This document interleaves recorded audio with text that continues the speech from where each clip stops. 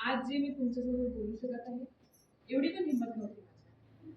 खरंच नव्हती. घाबरायची. ही कृष्णाची भक्ती आहे जी मी आज तुमच्यासोबत उभी आहे आणि डेअरिंगनी बोलत आहे.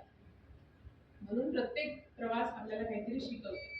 जर आपल्या प्रॉब्लेम म्हणजे लाईफमध्ये प्रॉब्लेम येत असेल ना, तर तो तुम्हाला शिकवायसाठी येते, की तशा प्रॉब्लेममध्ये कसं जगायचं. जसं बिमार पडली, ठीक आहे. तर त्याच्यात ते शिकवलं, की आता तरी समजा, की माणूस दुसरा तुमच्यासोबत कोणीच राहणार नाही, जेवढे तुम्ही तुमच्यासोबत राहाल.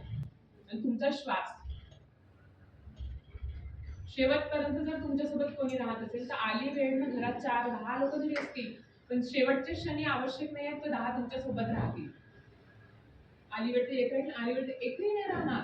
थोड्या वेळासाठी बाहेर गेले राहतील आणि तुम्हाला नंतर वाटेल, अरे माझी तर भेटच नाही राहिली जाताना. होते की नाही असं? म्हणून एक गोष्ट लक्षात ठेवा, स्वतःवर प्रेम करा, आवश्यक. समजत आहे? हो, समजते. कारण शेवटपर्यंत आपल्यासोबत कोण आहे? फक्त आपला श्वास.